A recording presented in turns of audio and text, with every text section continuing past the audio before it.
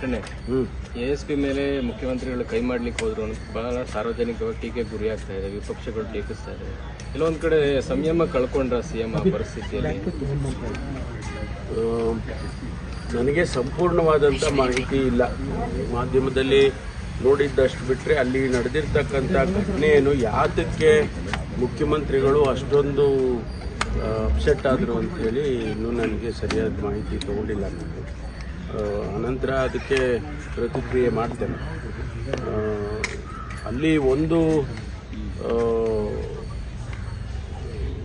ಪ್ರಿಲಿಮಿನರಿಯಾಗಿ ನನಗೆ ಬಂದಿರತಕ್ಕಂಥ ಮಾಹಿತಿ ಏನಪ್ಪ ಅಂತ ಹೇಳಿದರೆ, ಅಲ್ಲಿ ಒಂದು 5-6 ಜನ ಭಾರತೀಯ ಜನತಾ ಪಾರ್ಟಿಯ ಮಹಿಳಾ ಮೋರ್ಚಾದವರು ಕಾಂಗ್ರೆಸ್ಸಿನ ಶಾಲ್ಗಳು ಹಾಕ್ಕೊಂಡು ಒಳಗಡೆ ಬಂದರು.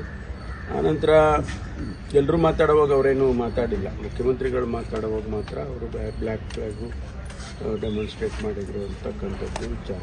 ಅದಕ್ಕೆ ಲ್ಯಾಪ್ಸಸ್ಸು ಇಲಾಖೆಯಿಂದ ಆಗಿದೆಯಾ ಏನು ಅದನ್ನೆಲ್ಲ ನಾನು ಮಾಹಿತಿ ಕೊಡೋದಕ್ಕೆ ನಮ್ಮ ADG ಎಲ್ಲಂದು ಹೋಗಿ ಹೇಳಿದ್ದೇನೆ. ಅದು ಬಂದ ಮೇಲೆ ನಾನು ರಿಯಾಕ್ಟ್ ಮಾಡ್ತೀನಿ. ಅಲ್ಲಿವರೆಗೂ ನಾನು ಅದಕ್ಕೆ BJP ಟೀಕೆ ಮಾಡ್ತಾ ಇರುವಂಥದ್ದು ಜಮ್ಮು ಕಾಶ್ಮೀರದಲ್ಲಿ ಪಹಲ್ಗಾಮ್ನಲ್ಲಿ ಭದ್ರತಾ ವೈಫಲ್ಯ ಅಂತ ನೀವು ಹೇಳ್ತೀರಾ. ನಿಮ್ಮದೇ ಕಾರ್ಯಕ್ರಮದಲ್ಲಿ ನಿಮ್ಮ ಕಣ್ಮುಂದಿನ ಭದ್ರತಾ ವೈಫಲ್ಯ ಆಗಿದೆ, ಇದಕ್ಕೇನಂತೀರಾ ಅಂತ ಬಿಜೆಪಿ ವೈಫಲ್ಯ ಅಂದರೆ ಇವರು ಕಾಂಗ್ರೆಸ್ ಶಾಲೆ ಹಾಕೊಂಡು ಬಂದರು, BJP ಶಾಲೆ ಹಾಕೊಂಡ್ಬರ್ಬೋದಾಗಿತ್ತು. BJP ಶಾಲೆ ಹಾಕೊಂಡು ಬಂದಿದ್ರೆ ಅವಾಗ ಗೊತ್ತಾಗೋದು ವೈಫಲ್ಯನ ಅಥವಾ ಏನು ಅಂತ. ಇವರು ನಮ್ಮ ಅದು ಕಾಂಗ್ರೆಸ್ ಪಕ್ಷದ ಶಾಲೆ ಹಾಕ್ಕೊಂಡು ಬರೋದಕ್ಕೆ ಇವ್ರಿಗೇನು ನೈತಿಕತೆ ಇತ್ತು ಗೊತ್ತಿಲ್ಲ.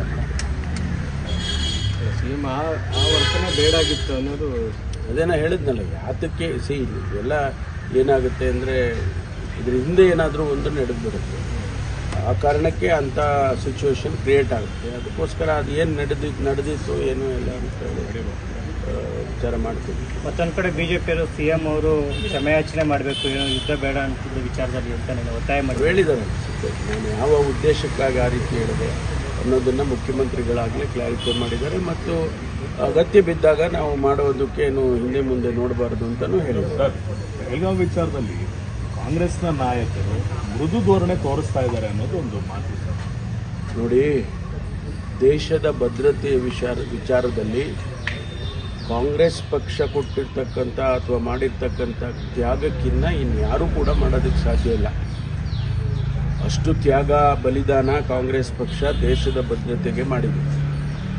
ಇದರಿಂದ ನಾವು ಯಾರ ಹತ್ರನೂ ಪಾಠ ಹೇಳಿಸ್ಕೋಬೇಕಾಗಿಲ್ಲ.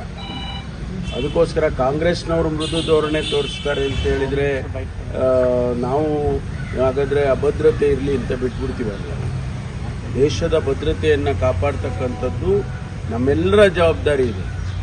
ಆದರೆ ಹೆಚ್ಚಿನ ಅಂಶ ಯಾರು ಅಧಿಕಾರದಲ್ಲಿರ್ತಾರೆ ಅವರು ತೀರ್ಮಾನಗಳನ್ನು ತಗೊಳ್ಳೋದಕ್ಕೆ ಅವರಿಗೆ ಅವಕಾಶ ಇದೆ. ಆದರೆ ನಾವೆಲ್ಲರೂ ಕೂಡ ಒಂದಲ್ಲ ಒಂದು ರೀತಿಯಲ್ಲಿ ಜವಾಬ್ದಾರಿ ನಮಗೂ ಕೂಡ ಎಲ್ಲರಿಗೂ ಇರಬೇಕಾಗುತ್ತೆ. ಕಾಂಗ್ರೆಸ್ ಅದಕ್ಕೆ ಸರ್ವಪಕ್ಷದ ಸಭೆಯಲ್ಲಿ ನಮ್ಮವರು ಹೇಳಿದ್ದಾರೆ. ಯಾರು ನಮ್ಮ ಪ್ರತಿನಿಧಿಗಳು ಭಾಗವಹಿಸಿದ್ರು, ನಮ್ಮ ಅಧ್ಯಕ್ಷರು ಭಾಗವಹಿಸಿದ್ರು ಮತ್ತು ನಮ್ಮ ಪ್ರತಿನಿಧಿಗಳು ಭಾಗವಹಿಸಿದ್ರು, ಅವರೆಲ್ಲ ಸ್ಪಷ್ಟವಾಗಿ ಹೇಳಿದ್ದಾರೆ ನಾವು ಇದನ್ನು ಸಹಿಸೋದಿಲ್ಲ ಅಂತಕ್ಕಂಥ ಮಾತನ್ನು ಸ್ಪಷ್ಟವಾಗಿ ಸರ್ವಪಕ್ಷದ ಸಭೆಯಲ್ಲಿ ಡೆಲ್ಲಿಯಲ್ಲಿ ಹೇಳಿದ್ದಾರೆ. ಬೆಳಗಾವಿ ವಿಚಾರವಾಗಿ ಕೆಲವೇ ಸಚಿವರು ಮಾತ್ರ ಸೂಕ್ಷ್ಮವಾಗಿ ಮಾತಾಡ್ತಾ ಇದ್ದಾರೆ. ಈಗ ಮೊನ್ನೆ ಅರಬಿ ತಿಮ್ಮಾಪುರ ಅವ್ರು ಕೇಳ್ಬಿಟ್ಟೇನು ಒಡೆಯಲ್ಲ, ದಬ ಹೊಡ್ಕೊಂಡು ಹೋಗ್ತಾರೆ, ಇದನ್ನ ಪೊಲಿಟಿಸೈಸ್ ಮಾಡ್ತಾ ಇದ್ದೀರಾ. ಆಮೇಲೆ ಆ ಮೃತರ ಪತ್ನಿ ಹೇಳಿದ್ರು ಧರ್ಮ ಕೇಳ್ಬಿಟ್ಟು ಹೊಡೆದ್ರು ಅಂತ. ಇಲ್ಲ ಆ ಲೇಡಿ ಗಾಬರಿ ಆಗಿದ್ರು, ಆ ಕಾರಣದಿಂದ ಹೇಳಿರ್ತಾರೆ ಅಂತ ಎಲ್ಲವನ್ನ ಕೂಡ ಅಲ್ಲುಗಳಿದ್ದಾರೆ. ನೋಡಿ, ಇದರ ಬಗ್ಗೆ ಹೆಚ್ಚು ವ್ಯಾಖ್ಯಾನ ಮಾಡೋದು ಸರಿ ಕಾಣಿಸೋದಿಲ್ಲ. ನಾನೊಂದು ಹೇಳೋದು, ಇನ್ನೊಬ್ರೊಂದು ಹೇಳೋದು, ಬಾಯಿಗೆ ಬಂದಂಗೆ ನಾವೆಲ್ಲರೂ ಕೂಡ ಹೇಳ್ತಾ ಹೋದ್ರೆ ಅದರ ಮಹತ್ವನೇ ಹೋಗ್ಬಿಡುತ್ತೆ. ಅದಕ್ಕೆ ನಾವು ಯಾರೂ ಕೂಡ ಇದರ ಬಗ್ಗೆ ಹೆಚ್ಚು ಪ್ರತಿಕ್ರಿಯೆ ಮಾಡೋದು ಸೂಕ್ತ ಅಲ್ಲ ಅಂತ ನನಗೆ ಅನಿಸುತ್ತೆ. ಅಲ್ಲ, ಹೈಕಮಾಂಡ್ ಕೂಡ ಅದಕ್ಕೆ ಎಲ್ಲರೂ ವಾರ್ನ್ ಮಾಡಿದೆ ಅಂತಲ್ಲ ಸರ್, ಯಾರು ಮನಸ್ಸು ಇಚ್ಛೆ ಮಾತಾಡಬೇಡಿ ವಿಚಾರದಲ್ಲಿ.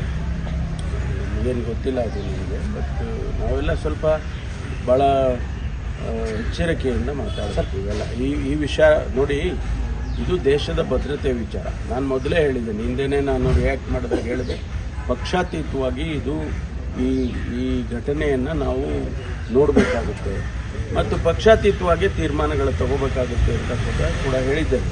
ಅದೇ ರೀತಿ ಇವತ್ತು ಹೇಳ್ತೇನೆ, ಇದು ಬಿಯಾಂಡ್ ಪಾಲಿಟಿಕ್ಸ್ ಆಗಬೇಕು. ನಮ್ಮ ಯಾವುದೇ ಪ್ರತಿಕ್ರಿಯೆ ಏನಿದೆ ಇದು ಬಿಯಾಂಡ್ ಪಾಲಿಟಿಕ್ಸ್ ಆಗಬೇಕು.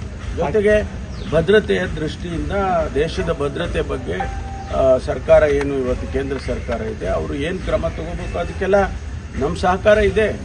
ನಾವು ಹೇಳಿದೆವು, ಕಾಂಗ್ರೆಸ್ ಪಕ್ಷ ಅಧಿಕೃತವಾಗಿ ಹೇಳಿದೆ, ದೇಶದ ಭದ್ರತೆಯ ವಿಚಾರದಲ್ಲಿ ನಾವು ನಿಮ್ಮ ಜೊತೆಯಲ್ಲಿ ಇರ್ತೇವೆ ಅಂತಕ್ಕಂಥದ್ದನ್ನ ಈಗಾಗಲೇ AICC ಹೇಳಿದ್ದಾರೆ.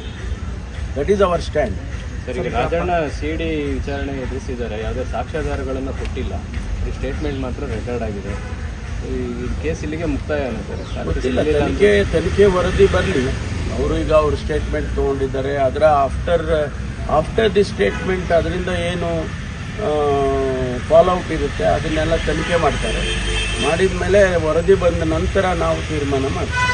ಈಗ ಪಾಕಿಸ್ತಾನದ ಪ್ರಜೆಗಳು ಗಡುವು ಮುಗಿದಿದೆ ನೀವು ಹೋಗ್ಲಿಕ್ಕೆ. ರಾಜ್ಯದಲ್ಲಿ ಎಷ್ಟು ಜನ ಇದ್ರು, ಎಷ್ಟು ಜನ ಸಿಕ್ಕಿದ್ದಾರೆ, ಉಳ್ಕೊಂಡಿರೋರಿಗೆ ಯಾವ ರೀತಿ ಒಂದು ನಿಮಗೆ ಈಗಾಗಲೇ ಮಾಹಿತಿ ಸಿಕ್ಕಿರಬೇಕು. ಇಡೀ ದೇಶದಲ್ಲೇ 400 ಜನ 800 ಜನ ಹೋಗಿದ್ದಾರೆ, ಕಳಿಸಿದ್ದಾರೆ ವಾಪಸ್. ಇನ್ನು ಕೆಲವ್ರನ್ನ ಲಾಂಗ್ ಟರ್ಮ್ ವೀಸಾ ಕೊಟ್ಟಿರೋರಿಗೆ, ಮದುವೆ ಆಗಿ ಇಲ್ಲಿ ಸೆಟ್ಲ್ ಆಗಿರೋರಿಗೆ ಅವರೇ ಎಕ್ಸಂಪ್ಷನ್ ಕೊಟ್ಟಿದ್ದಾರೆ, ಗೌರ್ಮೆಂಟ್ ಆಫ್ ಇಂಡಿಯಾನೇ ಕೊಟ್ಟಿದ್ದಾರೆ. ಅದು ಬಿಟ್ಟು ಎಲ್ಲರನ್ನೂ ನಾವು ಕಳಿಸ್ತಕ್ಕಂಥ ಕೆಲಸವನ್ನು ಮಾಡಿದ್ದೇವೆ.